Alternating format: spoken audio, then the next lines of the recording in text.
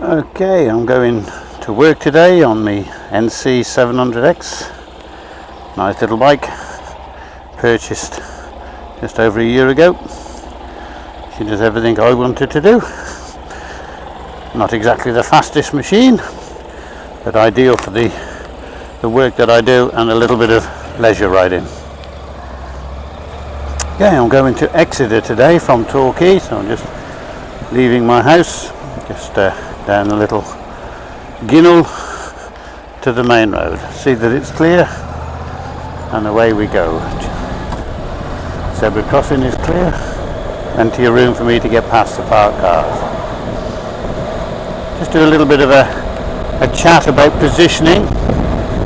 If you're riding down the road, this is all for your test, of course, not for any advanced riding, which I'll probably talk about later in future videos.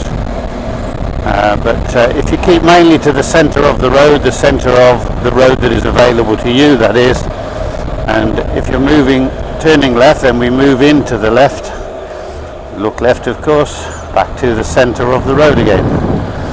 If we were turning right, we would move to the right. Now the positions that I call three different positions on the road, whereas a lot of people call it position number 1 on the left, position number 2 in the middle, position number 3 on the right. I find a lot of people have trouble thinking which is position 1 and which is 3. They get them swapped round. I ask them to move on to position number 1, which would be against the curb, but then they move out and then suddenly move in. So I devise my plan of using different colours.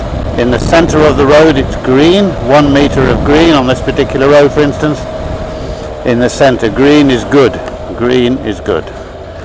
To the left, I will move to the left just for the hell of it. Check left and we move in. I'm now riding on what I call the yellow. The yellow lines are on the left, and I generally term it as left for Lello, because it's kid stuff. It's kid stuff, and people seem to remember silly little things like that. And I use that in my training. So I'm now going to move back onto the green, and after this parked vehicle I'll move briefly over to the red, and that would look like I was actually going to take the next turning on the right. So my positioning on the road actually tells people where I'm going. I don't need to actually signal.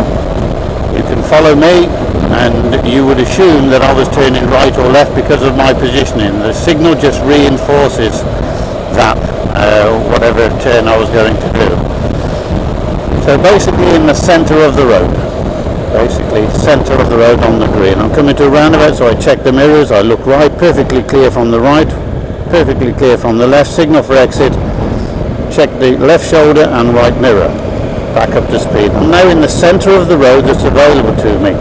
It's still green, but it's very narrow because the yellow stays the same size, the red stays the same size, and it's a green that gets smaller and therefore smaller speed, lower speed in other words.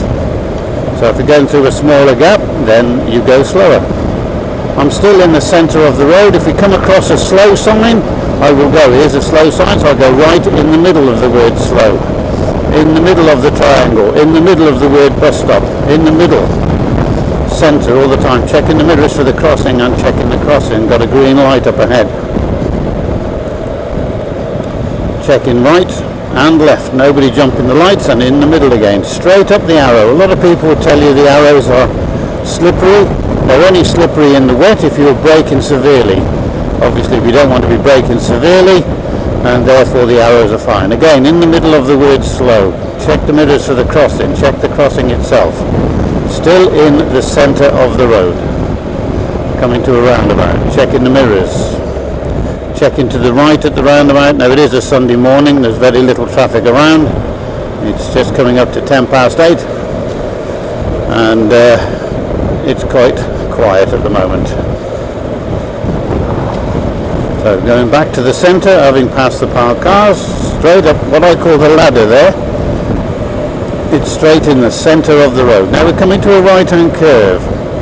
We're still in the 30 limit, so I'm going to stay just to the edge of the green. I'm going to go just slightly to the left, just to the edge of the green. The green section being 1 metre in width allows you room to move across the centre of the road position.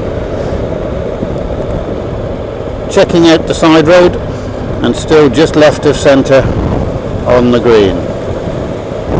If you see the word slow written on the road like that, it actually moves across the road. One word slow is written close to the white line in the middle with the W very close. Another one could be written close to the curb. I'll see if I can show you that a little bit further along this road. Now we have no white line, so now I'm going to check left and move in and drive on the yellow. Now I can pick the pace up a little bit. It's a national speed limit. It may be unwise to do 60 miles an hour of course, but it just means there's no further restriction. Staying close to the curb. Now being in close to the curb, yellow is caution. We need to watch out for any side entrances. On this particular road there could be farm entrances or into the fields, and at this time of the year a little bit more activity from the farmers. There's still no white line down the middle.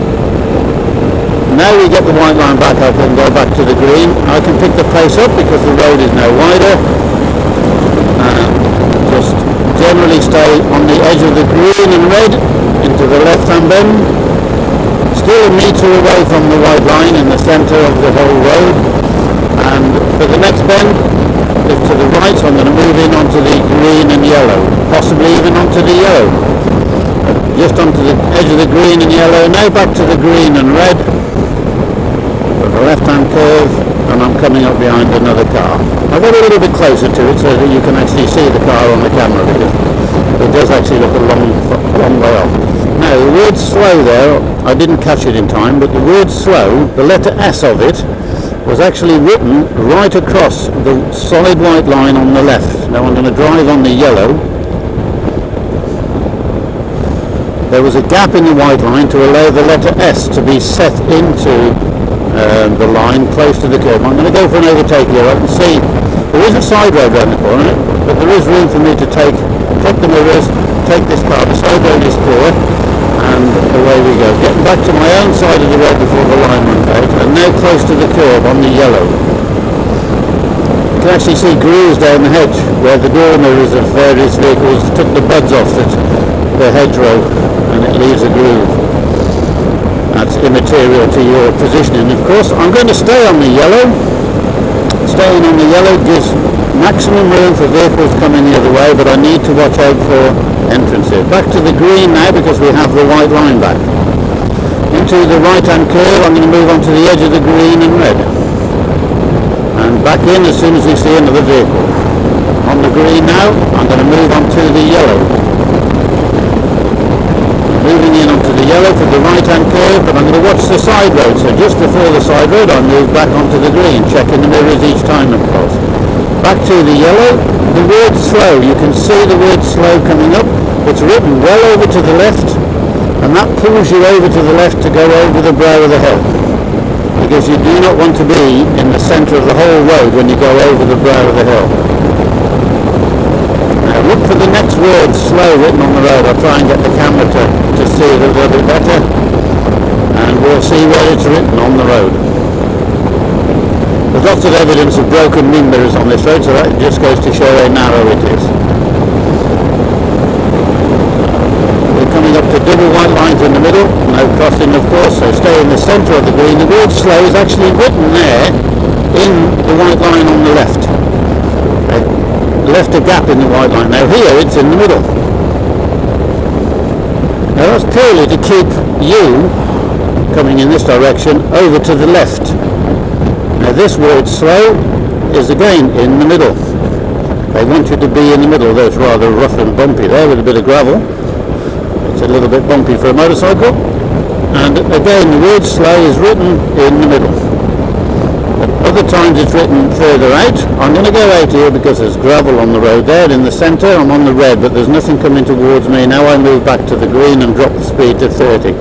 I travel in the middle of the number 30 written on the road. That just reminds me that it's a 30 limit. If you don't look at it, then you probably don't see it, and you probably wouldn't realise that you're in a 30 limit for your test. Again, in the middle of the word slow, down the centre of the road that's available to me.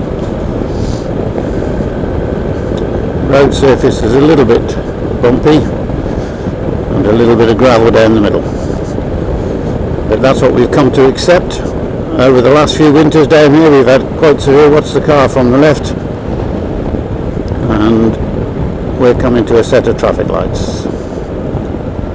Checking the mirrors and looking to the right, making sure no one is jumping the lights, and going to lane number 2 and checking right, and always covering the brakes just in case you need to stop, of course. And we're turning right at this roundabout, we're taking the left hand lane to do so. And again, but I'm going over the arrow, I'm now driving in a lane and it's got arrows, so I drive over the arrow. Again, over the arrow. If I were to drift right here, over to the right of the arrow, anyone following me would probably think I was ready for an overtake. They'd probably think I was going to overtake, and that's a bit misleading.